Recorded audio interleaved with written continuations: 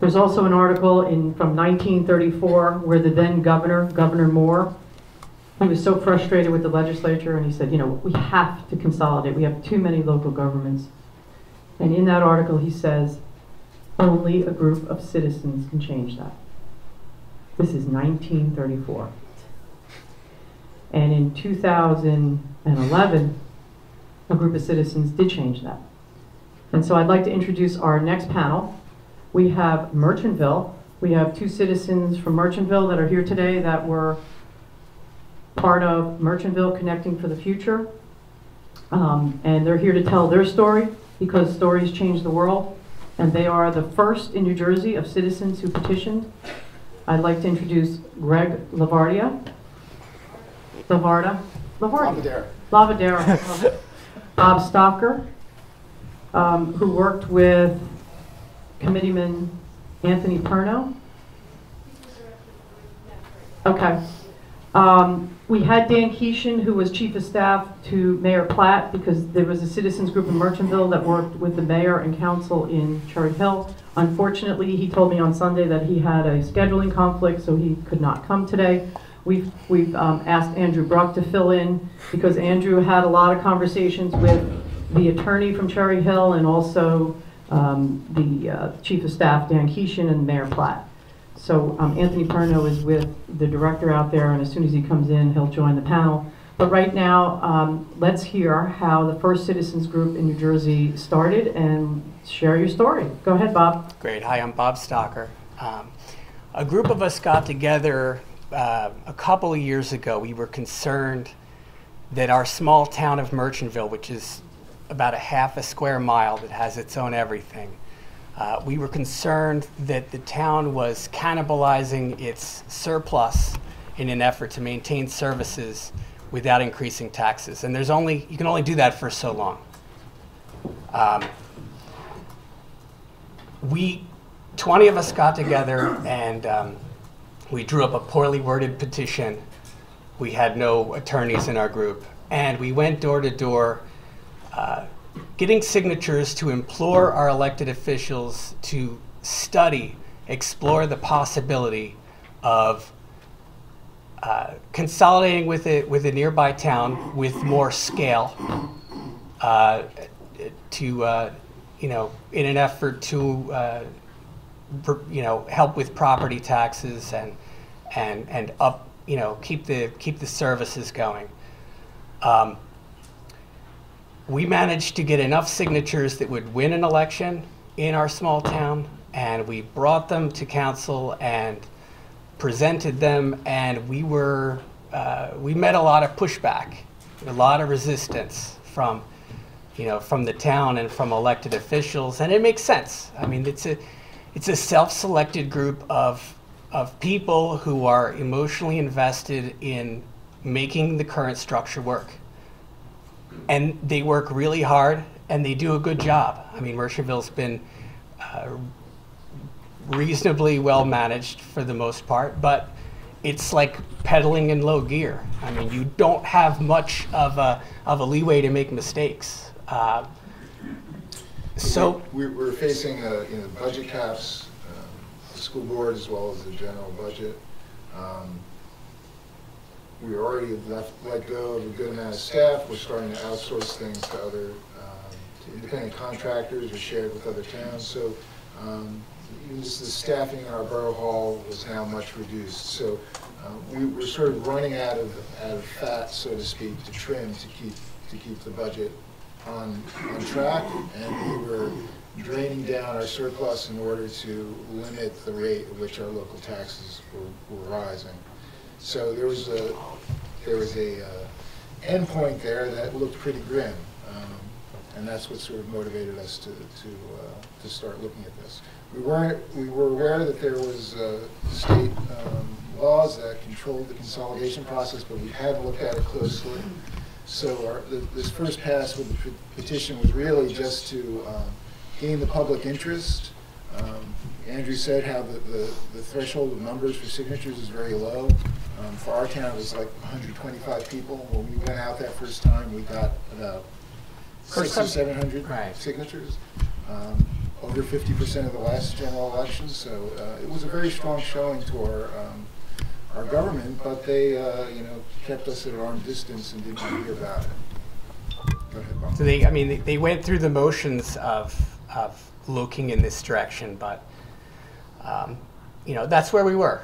That was going nowhere fast, and so that's when we reached out to Gina and encouraged to connect, and we learned about the 2007 law, and with the assistance of Andrew in drawing up a petition with teeth, we could take this issue away from the vested interests that really don't want to see anything like this happen, and push towards an unbiased study and exploration. And it's not a foregone conclusion that it will be the best thing, but it should be looked at.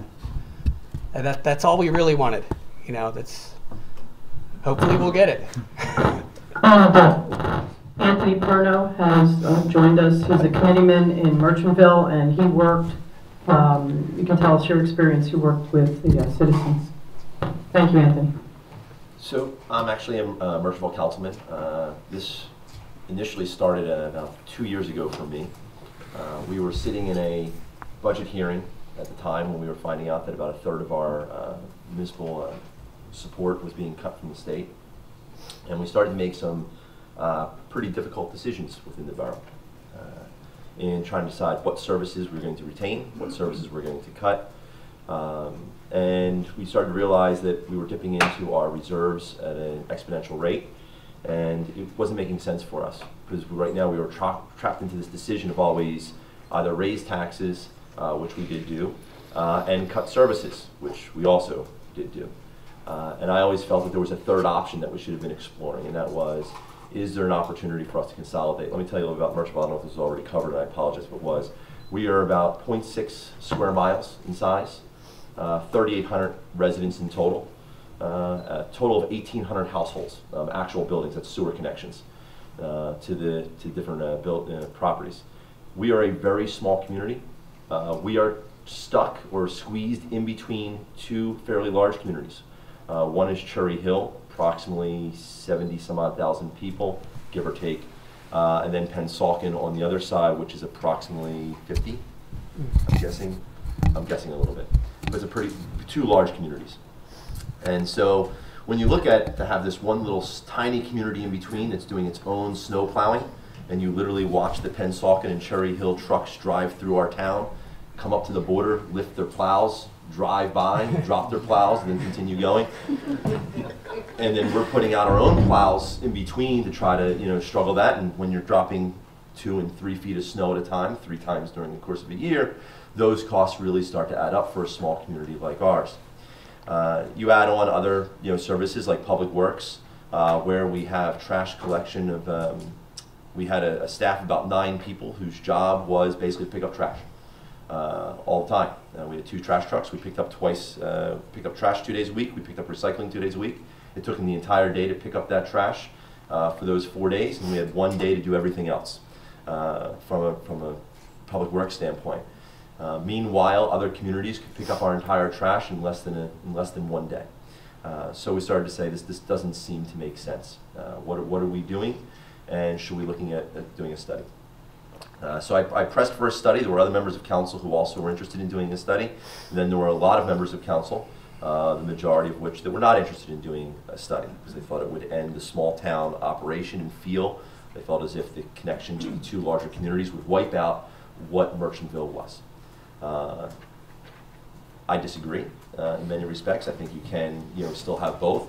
But more importantly, I think you should at least have the facts to make that evaluation. I think there's an opportunity to determine for sure whether or not there is a cost savings with something like this. And so it was with that as a backdrop that we started to take a look at whether or not there was an alternative. We initially started going the path of having the borough do a consolidation commission where we were doing it by municipal.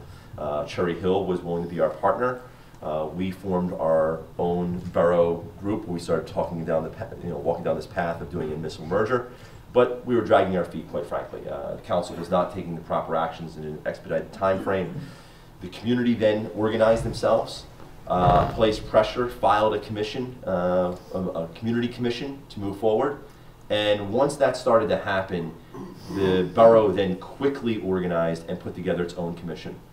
And I always felt this was a little disingenuous, but the commission was made up of 5 white males, 3 were former mayors of the town, 1 was a sitting planning board member, and 1 was a sitting board of education member, all of which at various times were on the record in opposition to any type of consolidation. And so obviously that wasn't, I didn't think that was an appropriate approach. And so I started to work with the Community Commission a little bit to help them along in the path. They did a majority of the work in pulling off the consolidation. They worked with Cherry Hill to form the commission. And then once they got a joint commission, it was the first one in the state of New Jersey, where it was a citizens group on one side and a municipality on the other side. What happened was our borough reached out to DCA, and DCA then made a ruling that those types of mergers were not allowed, that you needed to have special legislation that would be adopted to go through to allow a hybrid merger to actually occur. We worked with the local senators and worked with Courage to Connect. The legislation was then adopted to modify that to allow the commission to go forward, and now we're going forward. I'll leave it there, and then we can talk about the problems going forward. Our process has sort of uncovered various places where the consolidation law perhaps didn't play out exactly as was expected. So we broke in a little bit of ice for everybody there. The mixed municipal and petition application was the first one, and we're tackling some other things now, I understand. So. Yeah, fortunately for the next group, we're uncovering all the roadblocks. And that's what today is. It's about building on the successes of what we've done. Just one quick note about Director Neff. He does not allocate funds, and he's just doing what he has in front of him. But to put this in perspective, you have the anti-bullying law that went through, the legislation which was unfunded, and then a couple months later they came up with $1 million to fund it now, and the schools that do it first get the money. And this is an example for me that's something that we can do, because if this is driven by the citizens, I do not know how the state of New Jersey cannot support them. And this is a movement that has been started by the Princetons, which we'll hear about later. And I just can't imagine that our state is not going to fund a citizen-driven movement that is going to sweep across this country.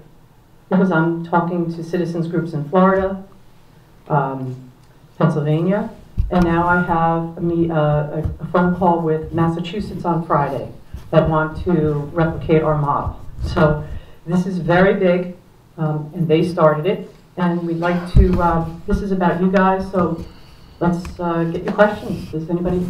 Yes. My name is Kathy Bean. I'm from Englishtown.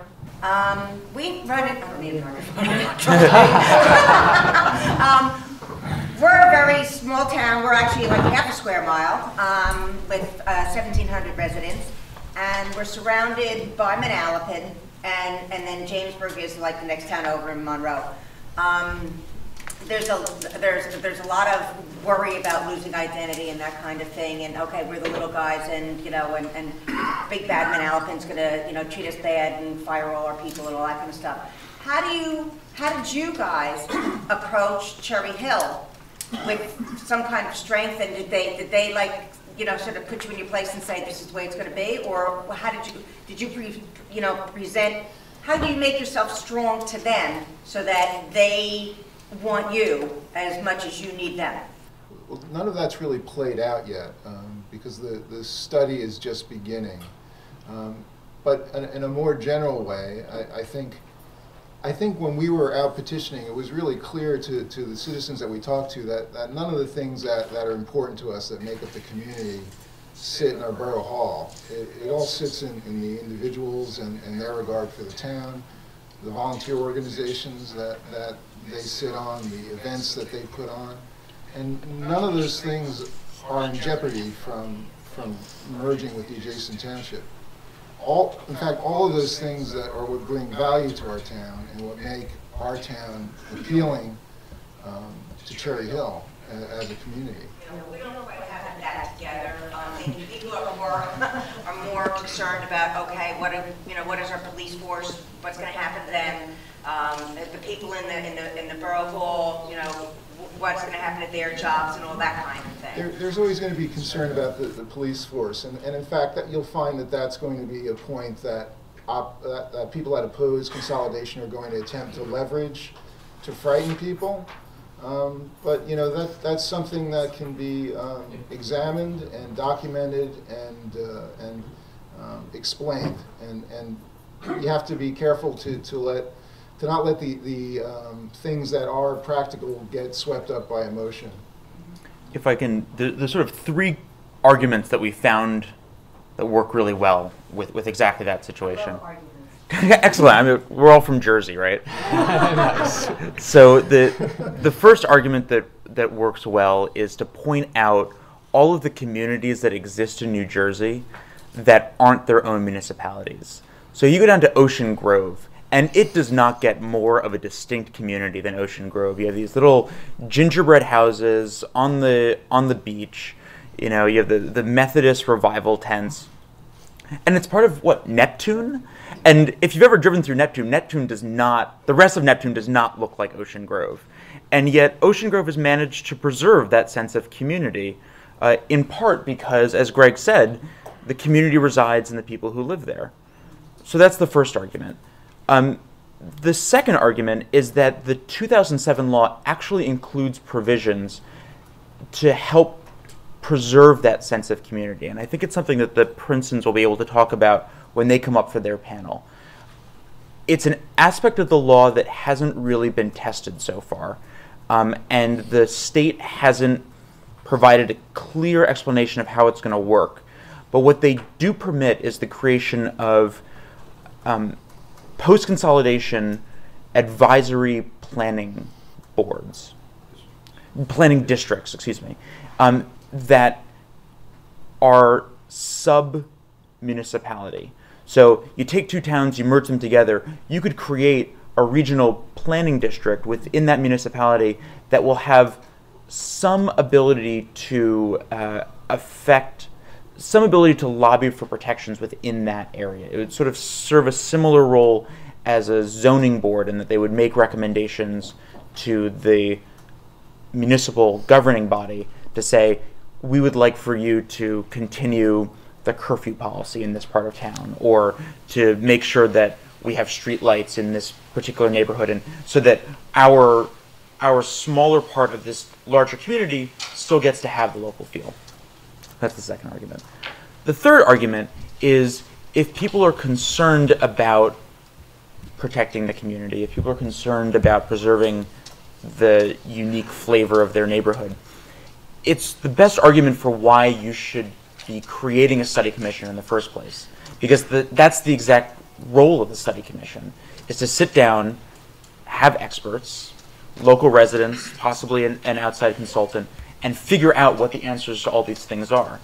And when they publish their final report at the end of step 5, they have to provide answers to all this.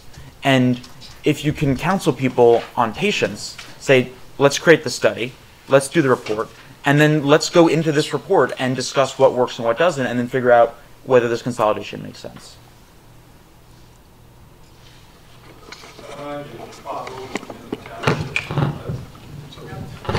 It sounds like you're sort of halfway through the study, but you have a sense of what type of savings you will see on a percentage basis of your municipal budget, and what that would translate into a per resident or per household savings. So one thing is we're actually not into the study at all yet. Okay, so we've just been formed as a commission. Our commission has met, and the reason why I was a little late getting in here is I was having a conversation with Mr. Neff over the stance that the state has taken on not funding the consolidation groups or these types of mergers. You had brought it up, and I know you had followed up. First off, you have to understand, we feel very strongly that some type of independent consultant is going to be very necessary and quite frankly, required in order for this to have any chance of being effective. The reason for that is because obviously there's some contention. I mean, we're fighting against Borough Hall in many respects. The one side, the government is saying no, they're not interested in funding the study. They're not necessarily super supportive of it. And as a result of that, I have Cherry Hill on the other side saying, well, Mercerville's not going to put any money in towards the study. Well, we're not going to contribute anything to the study. I'm not going to have our taxpayers pay for the entire value of what could potentially be a benefit to both communities or not. So we're kind of stuck in this quasi position where, how do we engage a consultant if we don't have one of the two options in place? There is a third option, I believe. I believe in third options. I always like to explore them. It's not, whether or not municipalities fund them or whether or not the state funds it. The third option is that DCA, if they are truly committed to providing the support that they say they're interested in providing to these types of commissions, is to have DCA be the procuring agency and allow them to procure a nonprofit who could assist as the project manager to oversee the engagement of a third-party consultant. Why is that important? That is important because if you have a nonprofit who could be the manager of these, if the state even acted in that regard, then you have someone who can accept tax-deductible donations from individuals. I mean, he made the comment that the public could donate to this. Well, when you're talking about trying to raise $60,000 or $70,000, getting people to raise that kind of money without a tax deduction on the other end of it is pretty difficult. So I think that's that's one aspect that could come in. The second thing is foundations. Foundations typically will not give to government agencies. And as a nonprofit at the other end, you have the ability to at least push this forward and have foundations contribute and pull this together. So I would encourage that if you are looking down the path of a municipal consolidation right now with your own consolidation group, maybe simultaneously setting up a 501c3, at least on the interim basis. Yeah, but you must, as you got into this, you must have already some sense. You're all bright guys, you know the details. I mean, what's your rough? Let me throw you some just facts. Then you can draw your own conclusions. I don't want to say whether or not it's going to yield in a savings because I don't know what the end result is. Okay, but I can tell you that out of a budget of about $4 million, I spend about 1.6 to 1.8 million annually on police. I have a police chief, I have one detective, and I have a sergeant for every shift. And I have 2 officers that support that sergeant for an area that is 0.5 square miles. I could probably put 3 to 4 officers on the street without a sergeant supervisor for the same price that I'm paying right now to cover an entire system of policing. I have a great amount of respect for the police department, but if I just look at that alone, I say to myself, can the officers I have on the street, the 2 officers that actually fielded on the street each day, can they operate underneath the same system within the Cherry Hill Police Department without having them to hire any additional supervisors? I could probably say yes. So I potentially could save the cost of 4 sergeant shifts, 1 detective sergeant, and a police chief, right there off the top of the bat. From a fire department standpoint, it's an all-volunteer fire department. We have 1 paid fireman. That would probably stay consistent. Public Works, we're down to about 3 people in Public Works at this point. Everything else is out by private contract. So if you look at the private contracts going away and being picked up on the whatever consolidated service side, I have a clerk, a CFO, tax assessor, all of which for 0.6 square miles, the size of our town is smaller than the development that is going in Cherry Hill right now. So the need for additional services in that regard would probably not be needed, and so those services would probably also be eliminated. So when we talked about, to answer your other question earlier, which is what is the advantage to Cherry Hill? What do they see? They see potential additional income from one side in perspective of this, and what we see on our side is a reduction in those what would be potentially duplicative services, but also at the same time an enhancement. We're trying very hard to provide the best services possible, but give a perfect example. Cherry Hill still has leaf collection. We cut ours. We are Tree City, USA. We have more trees than you can shake a stick at in our town. Those leaves fell, and everybody had to bag them. and drag them out to the street. They weren't allowed to rake them out to the street. You want to hear an outcry in a community that lost their mind over having to bag all those leaves individually. That was an outcry. And meanwhile, both communities on either side of us are still able to rake them out to the curb line. They're sucking them up because they have the resources to do that, and we just don't. So, I mean, that's kind of where we're at. So I don't know the exact numbers of what we could save and what that would look like at the end of the day. Do I think there's savings there? There very well could be. We also operate our own K-8 school district. So we have a superintendent, which is also a quasi-principal at the same time. These are all things that start to add up very, very quickly. Bob, do you want to share the tree story? Because that pretty much sums up. Yeah, sure. So one of those trees that I believe was between the sidewalk and the street in front of someone's house, in a storm managed to fall and block the street. The hurricane. In the hurricane, right. So this gentleman, or this family, actually lived right on the border of Cherry Hill and Merchantville. But he was decidedly in Merchantville. The Cherry Hill Public Works came out to clear the road, but it wasn't Cherry Hill, so they went back. Merchantville had no equipment to clear the road, so it stayed in the road for a long time. 5 days. Yeah, so. It's not the first time that a tree has fallen in Merchantville. They've fallen on my street several times. I mean, large 50-foot trees that block the road, and they don't take it away for you. But the township has always, in the past, come out and cleared the roadway for traffic and left the wood at the curb for the homeowner to deal with. But this time the road stayed blocked for several days. It's certainly not safe, and it's. And he had to. They had to clear the road at their own expense. We have a very active Facebook group with comments going back and forth. And a couple of the people that are against murder study came out with, what's the matter with you? Let's get a chainsaw and clear the road. That's great.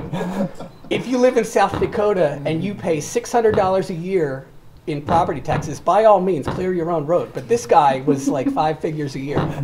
What? Yeah, exactly. And on the issue of calculating what the savings is going to be, one of the things that we've noticed is that oftentimes you don't have that number until the end of the study commission report, because you have the expert go in and figure out that information for you. And we recognize that it's a powerful tool for getting people on board with even doing the study in the first place. One of the things that Courage to Connect is working on, and that we hope that we can roll out sometime over the course of the next year, is a way for people to figure out that number without having to hire an expert to do it for you. What we'd like to do is take advantage of the initiative that the DCA is undertaking right now, where they're making budgets public and doing sort of like the 2-page dummy sheet, and find ways to calculate out what the cost savings would be. Just a last point on this, though. You would already know what Cherry Hill is paying for their municipal taxes, and given how small you would be as part of Cherry Hill, don't you almost default to saying you're gonna equalize with what there would be, or is it doesn't work like that? Well, in a year we might be able to do that a little bit easier, but because the reval, when their reval occurred and when our reval occurred, it's hard to kind of make those type of comparisons of where our housing value fit into their housing value. But we actually just went through a reval this year, and Cherry Hill's going through a reval this year as well. So we'll have some better equalization numbers and rates.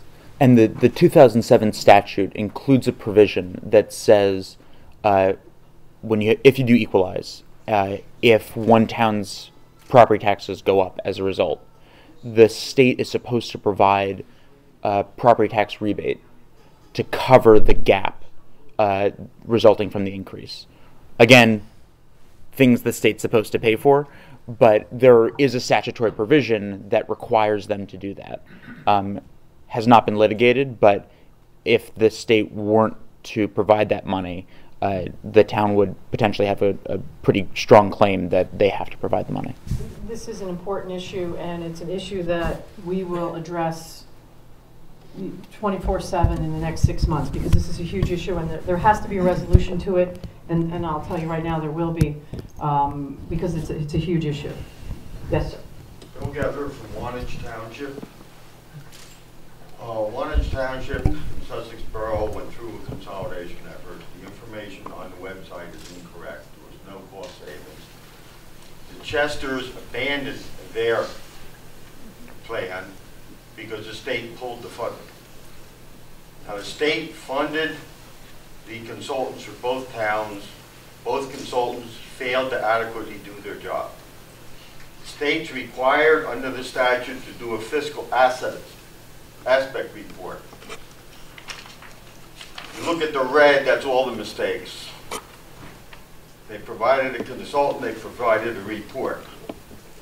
After I went through the report, and they told me I didn't know what I was doing, they had to reissue their report. They still had mistakes in it. They funded this, they funded the consultants. The big item is the schools. Wantage, the state and the consultants both failed to look at the schools. This is why I tore them apart. You have a question, sir? I'm trying to, there's a lot to be learned from Sussex Wantage. The funding, what you're saying on the taxes, what they pulled on us at the end of it is they said they would give the new township government that was formed $500,000 if there was no tax increase the first year, so they wouldn't have to pay any difference. What, can you remind me what year it was? 2009. 2000, okay, yeah. It was supposed to be on the ballot with Corzine when he was going to win his big re-election.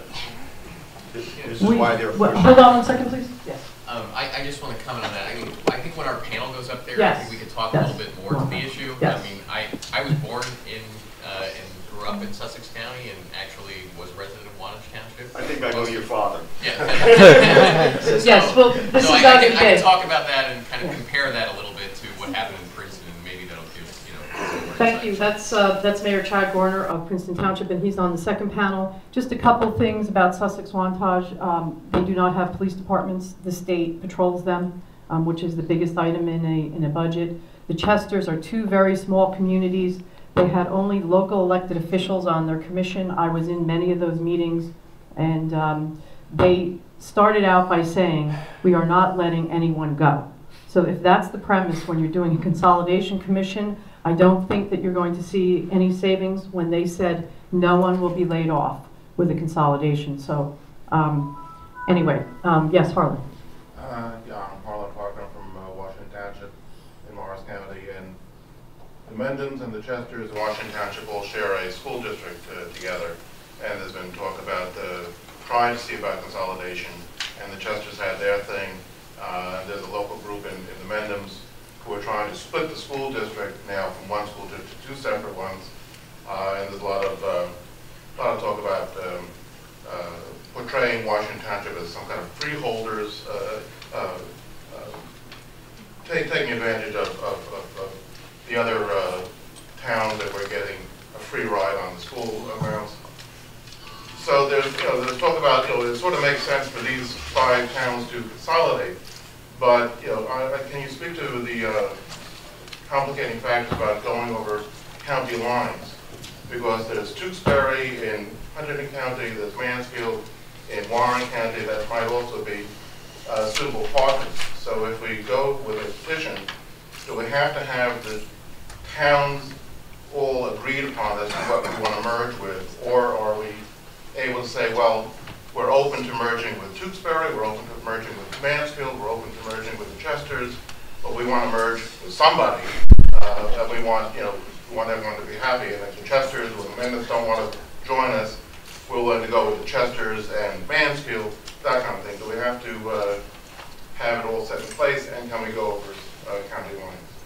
I don't know about the county line portion, but I do know that there is another separate little state law that we also had to correct in the Merchantville-Cherry Hill discussion, that is a senator or an assemblyman must represent one municipality in its entirety. So if you have a merger, if you're looking at doing a merger between like Merchantville and Cherry Hill, for instance, you have to make sure that the assembly person and the senator represents both Merchantville and Cherry Hill. That was not the case up until they redistricted this past year. Our legislators in Southern Jersey saw the foresight of that and said, hey, there's some discussion going on here. So in the redistricting, they made sure that Merchantville was put into the Cherry Hill legislative district. So when you're looking at who your potential partners could be in that type of municipal consolidation, you want to look to who is already in your district from a legislative or senatorial standpoint. Only Newark, I think, has the ability to, because they're so large, has the ability to split districts per se within the Senate and Assembly. As to the issue of cross-county consolidation, the way the law is written right now makes it very difficult. It's technically possible. I believe the way it works is that if you want to consolidate cross-county, you can't use the consolidation statute, but you have to use an annexation statute, which also exists and is something that no one uses because it's such a disaster. And what you'd be doing is essentially pulling a town out of its current county and into a new county. It's something that I want to say Milburn tried to do and Montclair has tried to do, to leave Essex County so they can go into counties with better tax rates. It is such a disaster. What they do is they take the total county debt, they figure out what percentage of the population that town is, and then they've got to take that debt with them when they join the municipality. So a lot of the cost savings you would get are going to get wiped out. So it's better to stay within your county. Yes, Bob. I'm Bob, former mayor of Montclair, and my class in urban administration at Montclair State is studying all this. Gina spoke to our class. The issue you just brought up about cross-county, what Montclair did was vote to secede at one time, only because they wanted to protest the high county taxes, but it didn't work. I told them it's not going to work, we're not going to join Clifton, but people do this as a protest often. And one of the things I wanted to say is that we did something 20 years ago successfully where we merged with Glen Ridge on fire services and saved $1 million for them, and we gained $1 million. Now that's the best thing that's ever happened in Montclair, Glen Ridge. But I brought up at a meeting recently of all of the towns, it's called the Mayor's Breakfast in Essex County. I brought up that more towns should do this, and then I even brought up that my students asked the question of why there are 4 Oranges and why there are 3 Caldwells in Essex County. And I got nothing but hostile reaction from all of the town's mayors, all of the managers and the others who said to me, it's good to have all these little towns and you don't know the history. And I said, well, I'm telling you that my students objectively have come up with the idea that maybe there should be 2 Oranges or maybe 1 Caldwell, or maybe Bloomfield, Montclair, and Glen Ridge should merge and call themselves Mont Bloom Ridge. I mean, the ideas that my students in Montclair State Public Administration come up with, Gina spoke to them. I don't know how to get through to people that this is a good thing to do because it saves you money. Nate Johnson from Montclair knows we've saved money because of this Glen Ridge Montclair contract interlocal. It's not a merger, but it's like the beginning of getting the 2 towns to do more together. But there's this resistance. And I wanted to ask you, how do you overcome that resistance? So one thing to keep in mind is that for the next 2 years in North Caldwell, you need 85 signatures on a petition to get them on board. In Caldwell, you need 184. In West Caldwell, you need 208. So if you can't get the 5 members of the governing body on board, you just need to get 208 people in West Caldwell who think they're paying too much in taxes. And knowing people in the Caldwells, I think that you could probably find that. Bob and Greg, how long would that take? We would do that in one weekend. Could you just address the issue of some resistance that you got with the petitioning and just talk about that process? I'd say for the most part, I mean, the gentleman asked about what the numbers were. I'd say that for the most part, when we went out the first time and got 600, 700 signatures, those people got it with very little explanation what the apparent benefit would be by putting the 2 townships together. They didn't need to hear a dollar number. They didn't need to know the exact amount of money that would be coming off their taxes. Everybody understood the larger question of viability and the decreasing services in town. So we really, I didn't feel like this was something that we had to go out and sell. I think everybody that we spoke to saw it as an opportunity to express their desires and get it heard. So the people that are opposed are invested in some other mechanism in town, whether it be a small power center or just an emotional attachment. Sometimes it can be the oldest citizens in town that grew up there and they resist the idea. Sometimes it's the newest citizens in town that moved to this little town because they had some ideal vision of it. So it doesn't fall down on any clear-cut lines, but I think the vast majority of people understood the idea and were supportive of it. Mayor. Yes, Charlie Daniel, Mayor of Borough of California in Hunterdon County. We're a small town, 1,000 people, square mile. We've pretty much, I'll call it outsourced, most of our services. Police are over in Washington Township. We went across county lines. That's working very well. Our DPW is Tewksbury.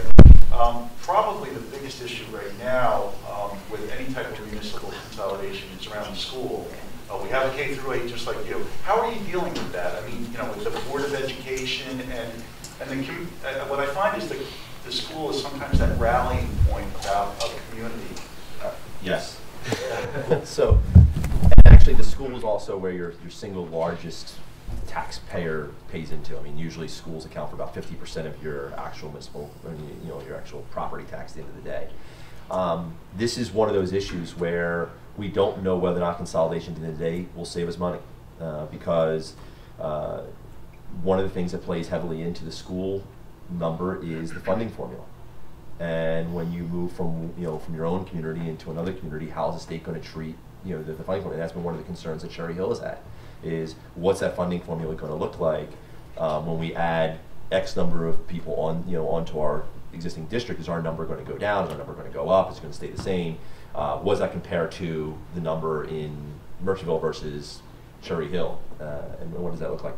That's one of the reasons why I didn't want to give a numbers to, is there a cost savings? I know someone had asked that question earlier, and I said why these studies are so important is because those state funding formulas are just as, those numbers are just as important as what you save, because what you could do is save a lot of money for the state. So, and that's part of the question. But in our particular case, the school district has been a rallying cry to merge. We are in a send-receive relationship with Pennsauken. Pennsauken's school district is, from a 912 standpoint, hasn't performed as well as many of the other school districts in the state of New Jersey. And Cherry Hills performs as one of the top school districts in the state of New Jersey. So to move from one to the other, for them in Merchantville, we fall in between, between the two. We're about a mid. But that's kind of where it is. And there's a lot of families in our community who say there's an opportunity by having that type of municipal merger that would make sense. On the Cherry Hill side, Cherry Hill just put in a very large development called the racetrack, the Garden State racetrack area, big box, but there's a lot of townhouse development with it. When that project was originally envisioned, it was envisioned with a new fire station and a new elementary school district. That was supposed to get built as part of it. The reason for that is because the number of students and families that would become as an influx as a result of that very large development is anticipated to have an impact on their side of the school district. When the project started to go to construction, it was nearing the end of that time frame when everything was starting to fall apart in the country from an economic standpoint. And so in order for the project to go forward, the municipality gave up the land that was reserved for the school district and for the fire district, for the fire building. Gave it up and said you can make that more housing. Now, the project never got built out entirely. They're building very slowly. They actually just started reconstruction on the project in the last 6 months. And you see the new townhouses starting to go up and in and around that project. But they're now going up without the ability for them to have that extra school district in that side of town. So they are looking at some point in the future, having to acquire land and build an additional elementary school, or doing a major expansion of their existing elementary schools in and around that area. We have a building that was built as a K-12 building sitting in our community, and we are less than a quarter of a mile from this major development project that they're looking to do. And so the thought on their side when they kind of heard about this was we could save millions of dollars in having to avoid an acquisition of land for a fire house as well as for an elementary school. And so that's part of the thing that they see on the other side. But again, until you actually do a real comprehensive study about the facilities, where your facilities are, the size of them, growth patterns, you really can't come up with numbers on it. But that was one of the things with the school district. The study that you're doing for municipal consolidation will take that into account? I think it would have to. It would have to. I mean, if you're not going to evaluate that, I mean, then you're, I mean, and to go to someone else's point, I mean, or to Assistant Commissioner Neff's point,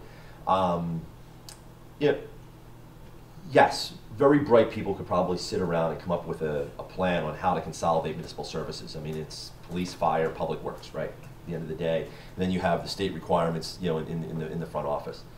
When you start talking about projections and how to project out, and you start talking about education and education goals, it starts adding on a whole different element. I mean, the reality is, the majority of this study is going to be in education, and how do you develop that portion of it.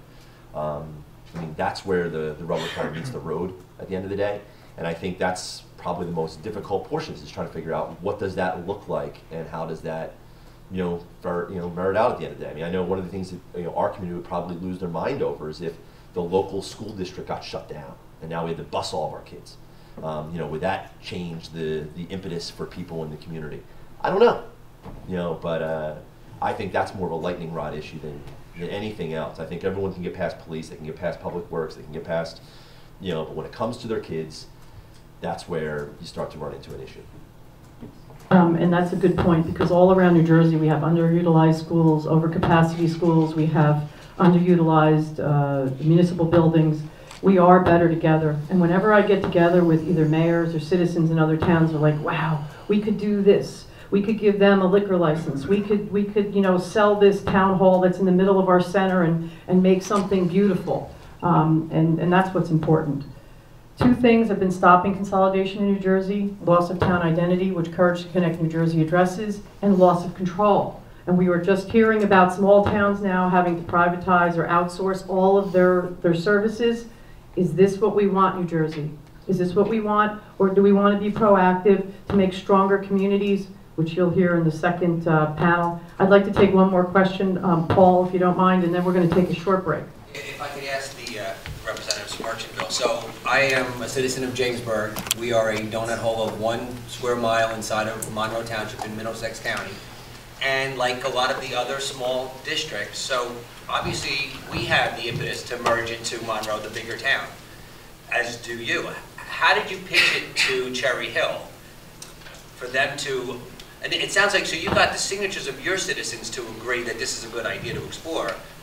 You didn't go to the citizens of Cherry Hill, you went to the actual council or the mayor of Cherry Hill, and they actually buy into it. I'm very curious how you presented that and how you're, and okay, so you have a school that you could offer, that's great. But what else? How did you get the town of Cherry Hill to say, this is worth studying? It sounds like a lot of other small towns that don't have that. The school question wasn't even clear, I think, when there was, if you want to call it buy-in from Cherry Hill. I mean, that I don't even think that idea had emerged yet. I think it was just clear to them that the cost to them to cover services for our small town would be probably much less than the additional tax revenue that adding all these households would bring to their town.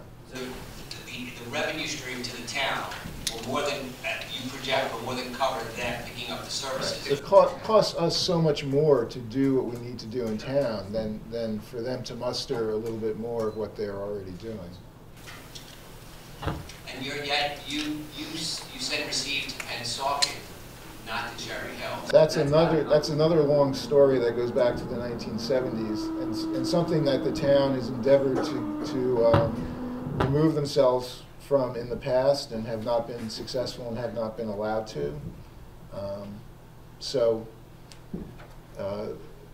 I think it was very clear to us when we walked around and got signatures, the idea of merging the township with Pennsauken was not supported whatsoever. The idea of merging the township with Cherry Hill was very appealing.